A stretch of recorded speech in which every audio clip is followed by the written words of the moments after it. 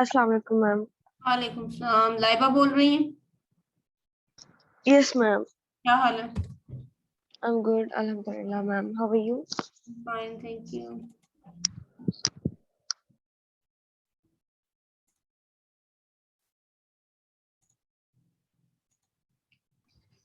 Good morning, ma'am. Good morning. साउल Rafaqat,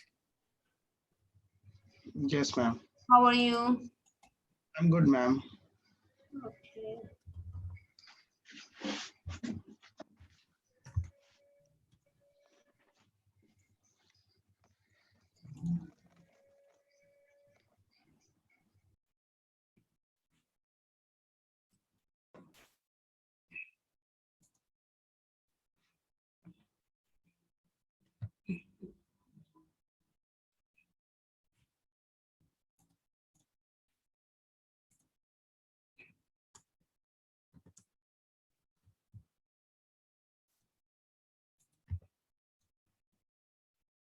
Good morning, ma'am. Good morning, how are you? Fine, ma'am. Ma'am, how are you? I am fine, thank you. कौन बोल रहा है वैसे? Elia. Ma'am, Elia. हाँ, Yes, क्या ma'am. हाल है एलिया तुम्हारा? Yes, ma'am. अच्छा हूँ. अच्छा हो? ठीक हो बिल्कुल? Yes, ma'am. गुड।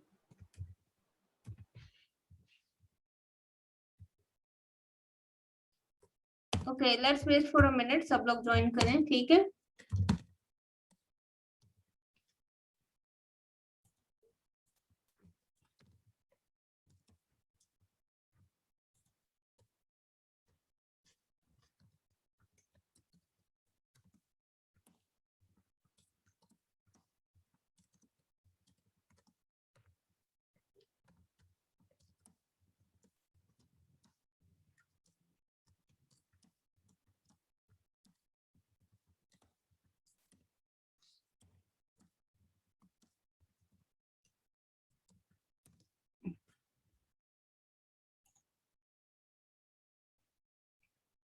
अच्छा, so I think we will start in 1 minute. Okay.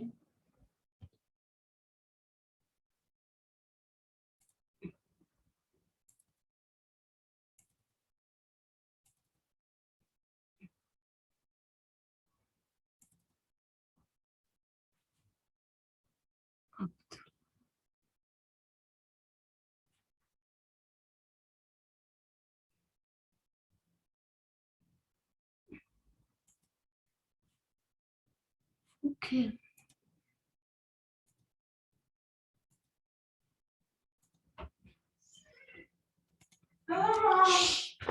Look.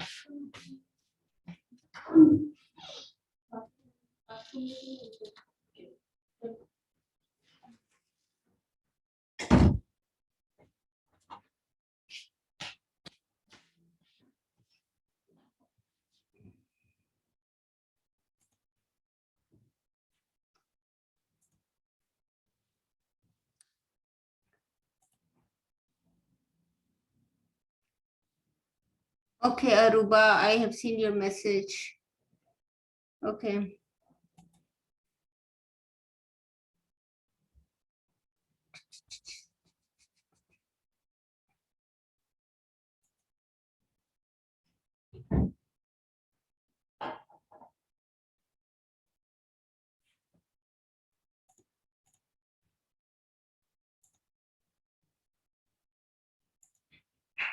Okay, I'm going to take the attendance now, okay?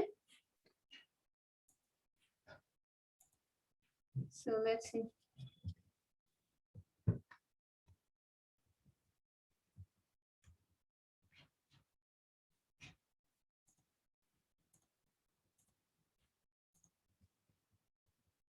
Okay. Hassan Ahmed, Fahad bin Ahmed, Aisha, Musa, Mahnoor, Nimra, Izad Asad, Ahmed Farooq, Muhammad Awais Gill, Laiba. Present ma'am. Good. Sahib Khan, Elia. Present, ma'am. Good. and Maham, Amna, Nashra, Aruba's mic is not working. She just sent me a message. Halima, Nawab Sadiq, Present, ma'am. Halima, Nawab Sadiq, Sumavi Tahir, and Saud Rafaqat. Present, ma'am. Good. कोई रह तो नहीं गया? Ma'am, can you please mark my attendance? I came late. क्या नाम है? Nimra Arif. Okay. Right. चले अब इसके बाद जो आएंगे उनके नहीं. अब there's someone trying to join with the name of Nimra, and as I've already told you guys that you can only join with. ये क्या कौन join करना चाह रहा है? Let's see.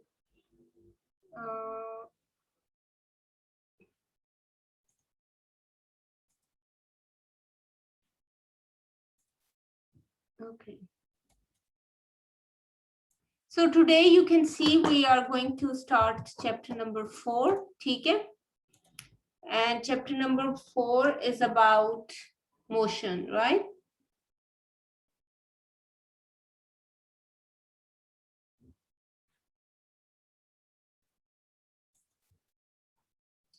So this is about the concept of motion. What is the concept of motion? We talk about velocity, we talk about acceleration. Of course, in order to talk about velocity, we have to talk about displacement. And before we talk about all of these things, we will talk about scalars and vectors, and then the various concepts and formulas relating to them. Okay? So this is what we are doing.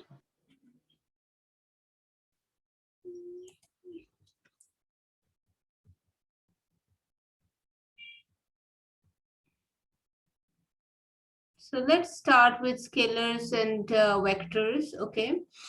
Again, yes, who would like to give us a small explanation of scalars and vectors? Yes.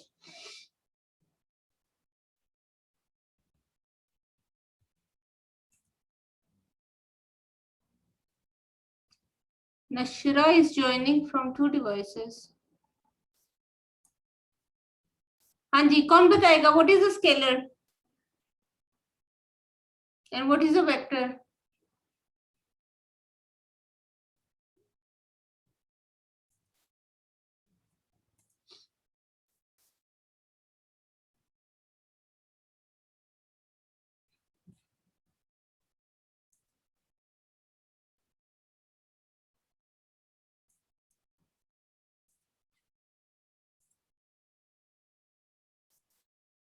Okay. Ma'am ये quantities होती हैं कौन scalar बोल वो रहा है? वाली जिनका कौन बोल रहा है? मैग्नीट्यूड आमना Amna, yes, Amna.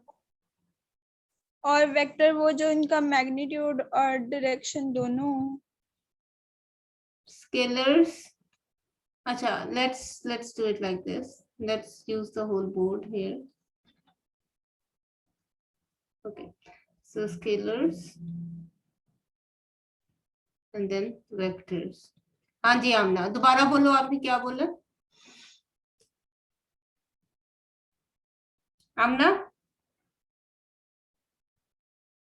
मैम मैंने बताया था कि स्केलर ऐसी क्वांटिटीज होती हैं जो कि जो है ना मैग्नीट्यूड को डिफाइन करती हैं, जब यानी कि जिन मैग्नीट्यूड जैसे मैस हो गया, ये सारी चीजें वो स्केलर क्वांटिटीज होती हैं, और वेक्टर वो क्वांटिटीज जो डायरेक्शन और मैग्नीट्यूड दोनों को डिफाइन करें, वो वेक्टर होती हैं.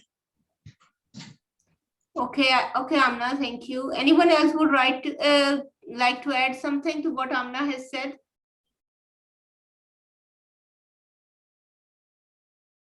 जी कौन बताएगा?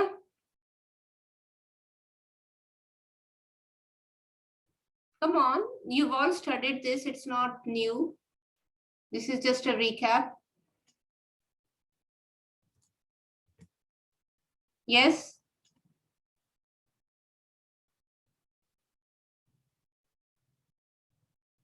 Yes, Saud Rafaqat. आप बताओ. मैम स्केलर्स जो होती हैं जैसे हमारे पास कोई चीज वेट में होती है जैसे मैस या कह ले के कोई ऐसी क्वांटिटीज जो होती हैं वो स्केलर्स होती हैं। वेक्टर में बस ये एडिशन होता है कि वो उसी की प्लस उसकी डायरेक्शन को डिफाइन कर देता है। I think so ma'am. Saul, आपने कोई नई बात नहीं ऐड की, आपने वही कह दिए जो उसने कहा था। मैम अभी तक बस यही आता है। अभी तक यही पता चला?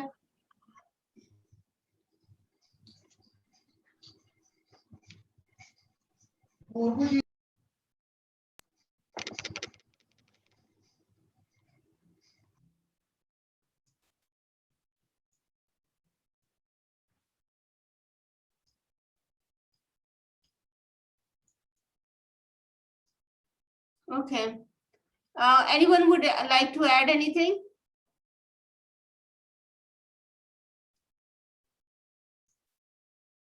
Hanji, who would like to add something?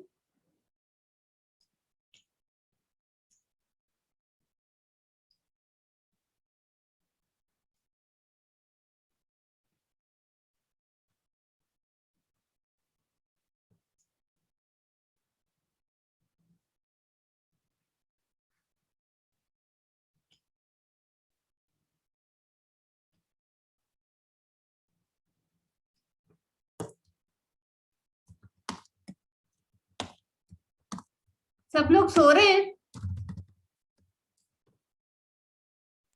No, ma'am. Ji No, बताओ। जी मैम।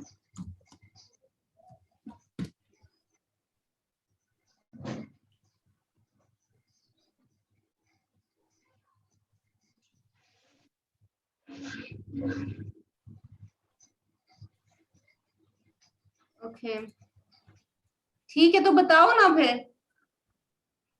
जी लाइबा, आप बताओ। Ma'am, I think whatever they told, this is not. Laiba, you can give me an example. Ma'am, vectors we can say as force is a vector quantity. Force, yes. What about acceleration? Acceleration. Okay. Do you want to add anything else? Okay, so let's talk to another person. Yes, I want 2 examples from someone who would like to give me 2 examples. Or if you want to give me something about the definition, the explanation, and so on.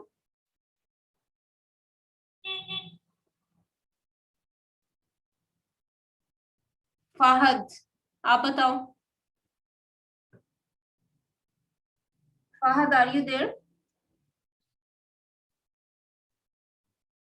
Fahad? Yes, ma'am. जी बताओ। आप do you want to add anything to the definition? Ma'am ये scalar में examples में temperature भी आता है? Temperature and vectors में या scalars में कोई एक एग्जांपल और बताओ।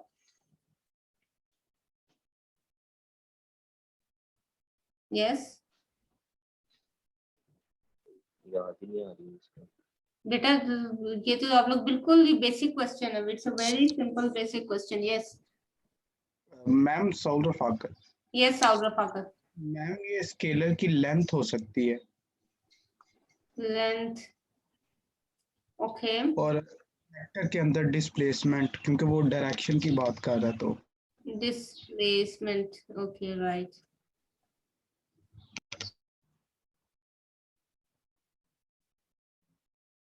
ओके, सो डिस्प्लेसमेंट, यहाँ पे लेंथ की बजाय हम डिस्टेंस भी कह सकते हैं, right? Okay. Yes One important thing that all of you guys did not point out is that we also need a unit. You cannot specify a quantity without a unit. You know, chapter 1 was about units. So if I tell you the magnitude 5, for example, and I don't tell you the unit, you will not have an idea which quantity I'm talking about, right? And it makes a difference. For example, if I say 5 centimeters, or I say 5 meters, or I say 5 kilometers, it makes a difference. Similarly, in this case also, you need a unit. So you always need a unit to specify a quantity, whether it's a scalar or a vector. The only difference is the direction. In the case of vectors, we need direction. So also we know that when we represent vectors in your book, you can either use bold symbols to represent vectors, or you can use an arrow when you write yourself. So for example, force will be written like this, or it will be written in bold. Similarly, you can write acceleration, displacement, but whereas scalar quantities are written just simply with their symbols. You don't need anything to indicate that it's a scalar, right? Okay, good.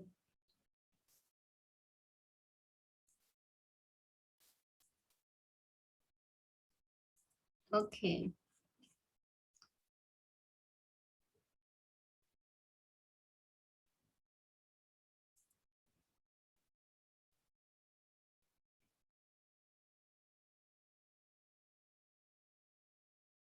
Acha, theek hai. Okay. Right. So we have another message from Aruba. Examples of vectors include force and velocity. So Aruba has given us another example, which is velocity. Okay, so we have enough examples here. So I'm now going to share the chapter again with you and come back to the chapter. And we continue with this. Okay, you can represent a vector quantity by two methods. You can represent it by the graphical method, for example. And graphical method means, just like, you know, we did an exercise in chapter number 1 about drawing a graph. So a graph is basically a page where you can have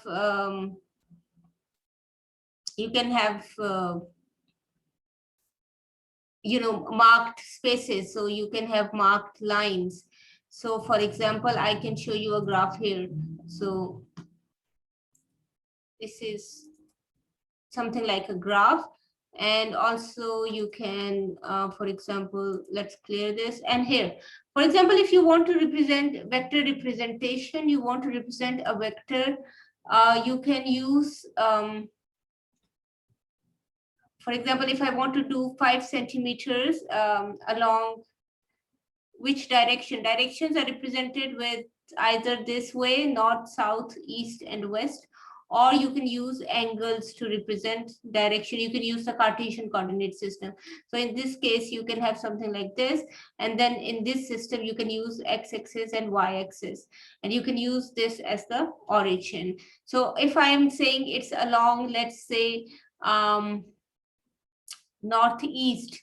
So northeast will mean it will be in this direction, okay? And you will measure this, according to a scale.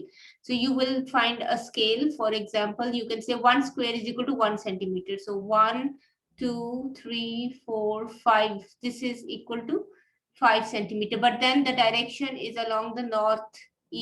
So it's between the north and the east. So it should be like this.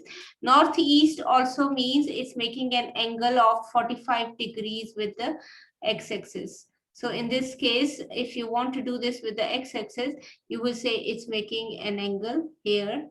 No, sorry, yeah, 45 degrees.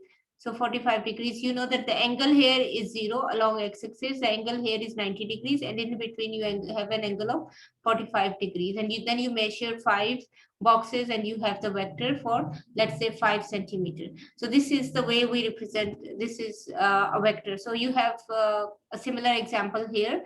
You can take one this distance, in this case equal to 1 unit. You can look at the magnitude, and then you can draw it according to the direction. So this vector is along x-axis, and this vector is 30 degrees, 3 units, 30 degrees from the x-axis. Again, I talked about representing it with bold, and you can see that here the vector is, in this book, are being represented by bold.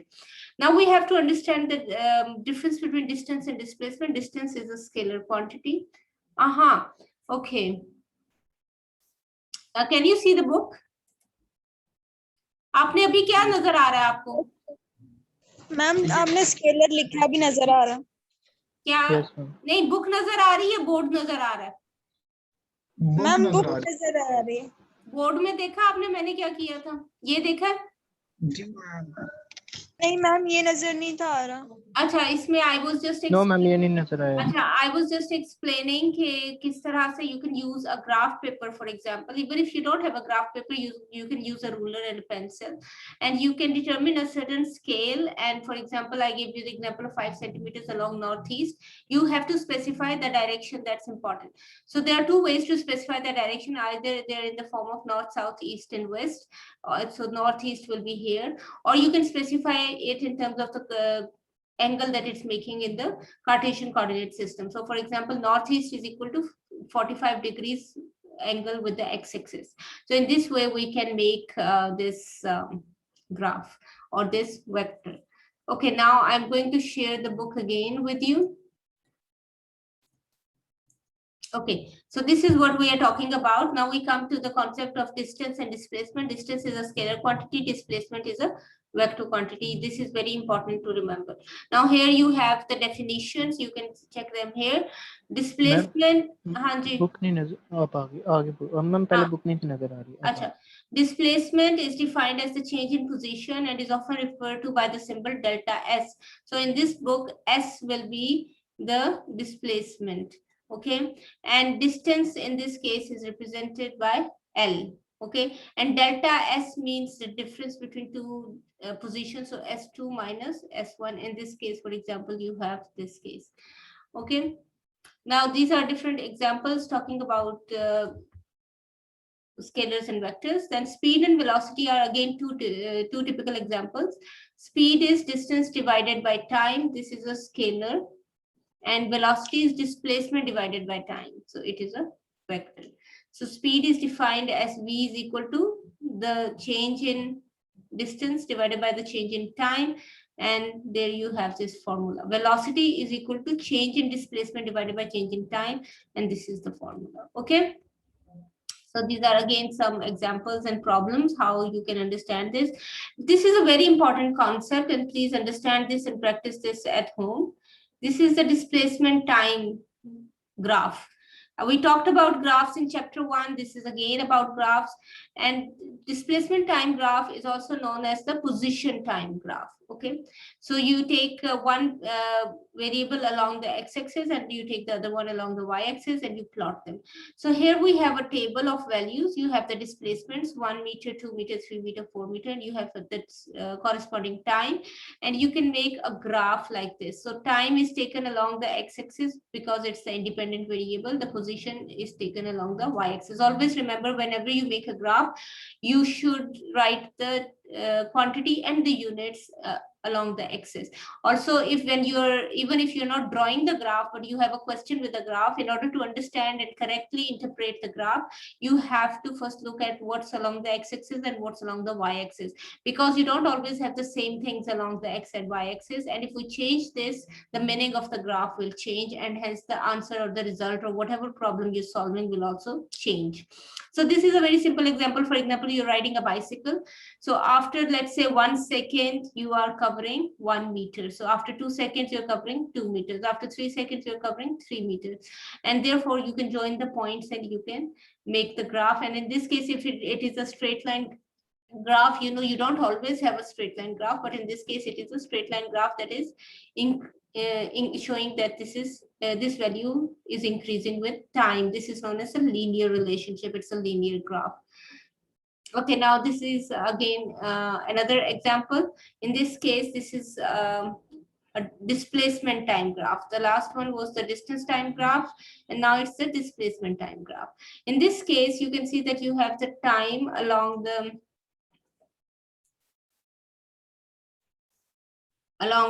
x-axis, and you have the position along the y-axis. And in this case, you can see that the person is moving in, there are 3 different types of motions in this thing. There's not one constant or uniform kind of motion. In fact, in the beginning, you see that as the time is increasing, the distance covered is also increasing. Then you see from 2 to 3 seconds that when the time was increasing, the position remained the same. It's a straight line. A straight line means the position did not change. And then you see that as the time went from 3 to 6 seconds, the position decreased. So you have an upward going graph, you have a horizontal line, and then you have a downward going graph. Again, I would really, this is your homework, please practice these things because they're very important, they're very conceptual, they're very interesting, they're simple, but if you don't understand them properly, then you will not be able to solve the problems, and hence you will not be able to do your quizzes and your assignments that are based on these. So these are important graphs. Now here is an explanation of what I just explained using the figure. You have this explanation over here. Go through this and understand it yourself. So the section AB represents a change in displacement away from the reference point to the right in the positive direction. So this was AB. This is this part, the first part, A to B. And then you have BC has a zero slope. We studied the concept of slope also, you know, when we were talking about graphs. So if you have a line, you can make a triangle like this, and then this divided by this will give you the slope. So if the slope is changing in the part AB, right, and it's changing positively, in part BC, it's a straight line, and so the slope is equal to 0. So zero slope means the object is stationary, it's not moving because the position is not changing. The section CD represents a change in displacement towards the reference point in a negative direction. The third part is going downwards. So in this case, it has a negative slope. And a negative slope means that the position is decreasing or the distance is decreasing. At point D, the object is at the same position as point A. The displacement of the object at this point is 0. So the total displacement covered is 0 from A to D because it comes back to its original position. The total distance covered is not 0, but the total displacement covered is 0. Okay, so we can also relate this concept to velocity, right? And when we talk about velocity, for example, we have the slope that we just found. The slope gives the velocity in the case of a position time graph. So the slope is equal to, like I told you, if you have a line, the slope, you will take 2 points in the line, you will draw perpendicular from here, and you will draw another one from here. So this one is along y-axis, it will be known as delta y. This one is along x-axis, it will be known as delta x. So the points here, the coordinates of this point are x1, right? And this point are x2, okay? And similarly y1 and y2, and you will then be able to find delta y and delta x. Sorry, this is x1 and y1, and this is x2 and y2. Okay. So then you can find the distance, the difference, and you can find the slope. So when you find this slope, this is equal to the change in displacement divided by change in time, and hence it is equal to the velocity. The unit for velocity is meter per second. So you can, if you have a graph representing position and time, you can calculate the velocity by calculating the slope. So again, the position time graph is straight, okay? It's a straight line. The velocity of the object is unchanging or constant with time. A straight line represents that the velocity is the same. Like you're driving a car, you're continuously driving at the same velocity, which means, let's say you're going 20 kilometers per hour, although these are not SI units. Okay, but if you're not, if you're changing your velocity all the time, the graph will not be a straight line. So a straight line means that the velocity of the object is constant with time. So a body moving with constant or uniform velocity travels equal displacements in equal intervals of time. So every second it's covering the same displacement, right? And this kind of motion is represented on the position time graph as a straight line. So that's what we've been talking about. Again, this is a position time graph. Always notice what's written on the X and Y axis, and you will understand and then be able to interpret the graph. So in this case, you see the velocity remains the same from 0 to 3 seconds. From this point to this point, the velocity is the same. Then the body is stationary, it does not move, and therefore the position is not changing. Then it moves with a different velocity along this line. Then the body here is again stationary over this part from 5 to 6 seconds. And then the body starts going backwards, right? If the displacement starts decreasing in the negative direction. So in this case, this is a detailed calculation of how you can calculate from t is equal to 0 to 3 seconds. The velocity is given by 3 minus 0 over 3 minus 0. This is equal to 1 meter per second. So you can see this here. So this is 3 seconds and the distance is also 3 seconds. Acha, I have to make an announcement. So therefore I'm going to share this with you. Now you can see the, what can you see now? Book. Acha, now I'm going to share this schedule. This is already in Moodle, as you know, right? So we have to continue with the assessments that we are doing. So I want to talk about the status of the assessments. We have covered assignment 1, it's done. We have covered quiz 1, it's done. We've covered the midterm, it's done. Now these are the 2 assessments that you have to prepare for, okay? So you have to prepare for assignment 2 and you have to prepare for quiz 2. So this is your homework, okay? For homework, you have to prepare chapter 3 for assignment 2 and quiz 2 for chapter 3 and chapter 4 for quiz 2. And the dates are given over here. The times will be announced close to these dates, as you always get a notification for that. Also, you can also log into Moodle and check on this day and you will see it. But I always also send you a notification for that. So please check your notifications, make sure that you prepare properly. Again, you don't prepare in one day. You need to systematically, like I said, after every class, spend at least 1 hour practicing the topic that we've studied, and so that you don't panic during the assessment, okay? Also, I am regularly sending you the experimental lab material. So every week during the lab time, which is Thursday 2 to 4 p.m., please practice that material so that you can, in the end, I will take a lab exam and therefore you will be prepared for that lab exam if you're regularly practicing the material that I've given you. Okay, is that clear now? So please, this is your homework. Excuse me, ma'am. Yes. Ma'am ये lab exam के जो आप हमें भेजते हैं वो submit तो नहीं कराने, बस प्रैक्टिस ही करने हैं। कौन बात कर रहे हैं? Saul Rafaqat ma'am. Yes Saul Rafaqat, आपने मुझे कुछ नहीं भेजना, आपने खुद ही अभी प्रैक्टिस करना है। बाद में जब मैं लैब एग्जाम डिजाइन करूंगी तब आपने मुझे भेजना होगा, ठीक है? Is that clear? Okay ma'am. Okay, good. Okay, so we come back to the chapter that we're studying, right?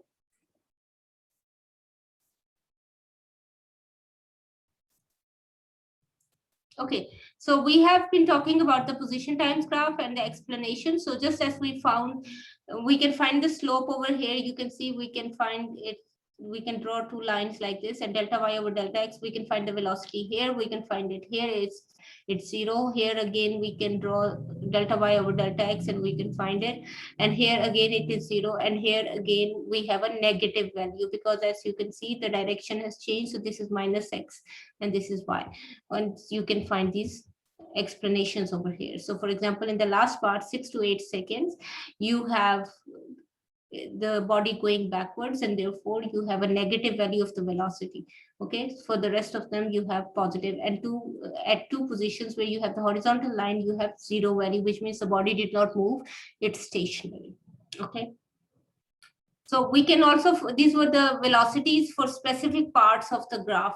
This is, let's say, the first part, the second part, the third part, and the fourth part, and then the fifth part. So we divided the graph into different parts because of the different velocities.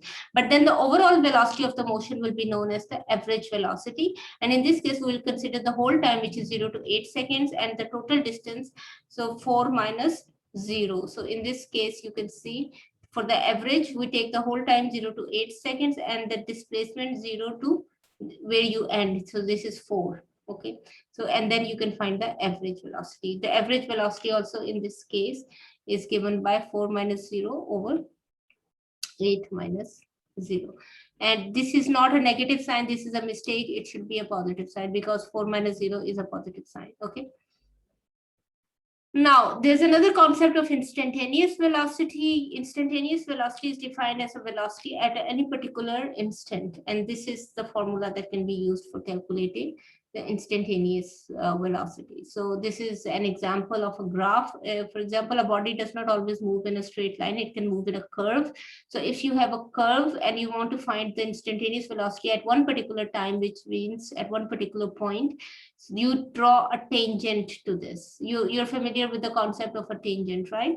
A tangent is a line that is drawn perpendicular to the radius at a point on a curve. Okay, so you can draw this tangent, and then you can find the slope of the tangent. You can find it like this, and delta y over delta x, and this will give you the instantaneous velocity at that point. So again, these are further. Now this is a second kind of graph which is very important. The last graph that we've been studying so far was the position time graph. Please note this. That was the position time graph. Along x-axis, we had the time, and along y-axis, we had the position. Now there's a difference. These are velocity time graphs. So again, whenever you get a graph for a question, pay attention to which kind of a graph is it. Is it a position time graph or the velocity time graph? That's very important. That's the first step. So for velocity time graphs, again, we will have time on the x-axis and velocity on the y-axis. And time will be on the x-axis. Okay, so in this case, you have a table here, and using this table, a graph can be drawn. Okay, when you draw a graph, you can have this example, a displacement time graph of accelerated motion. So here, this is a position time graph. See, this is displacement and time.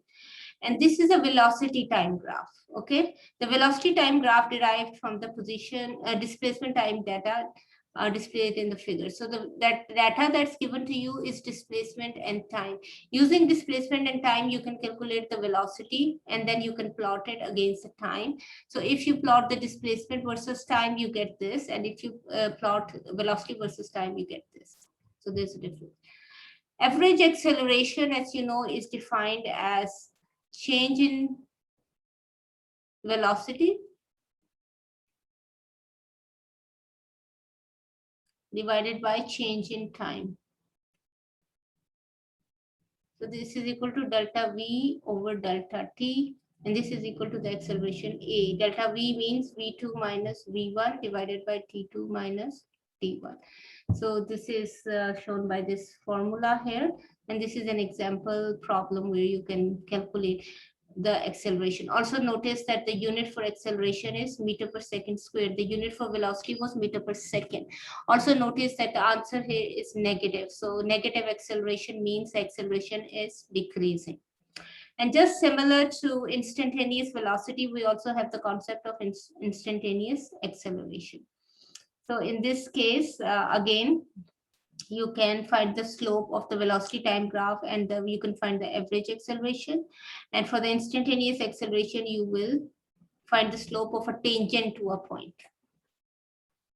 A third concept is, we talked about position time graph, we talked about velocity time graph. Now we're talking about the area under a velocity time graph. If you have a velocity versus time graph, if you find the area under this graph, you know the formula for area. When you find the area will give you the displacement. So if you're given a graph, a velocity time graph, you're asked to find the displacement, you will calculate the area under the graph. So these are some very important and useful concepts that you should be practicing for the coming assessments. Okay, and here you can see this is a very good illustration of these concepts. This is a graph. It's a velocity time graph.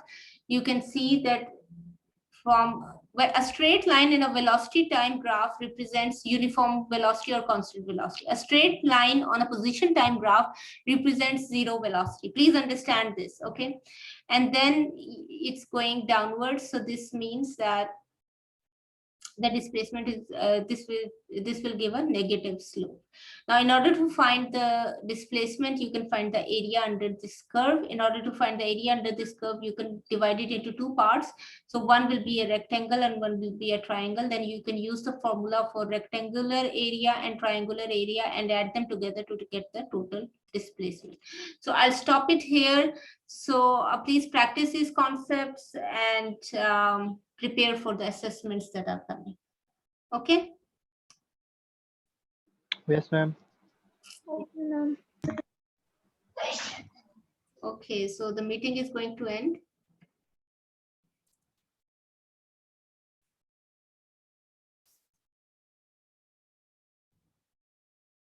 Ma'am, have you taken the attendance? I have already taken the attendance, yes.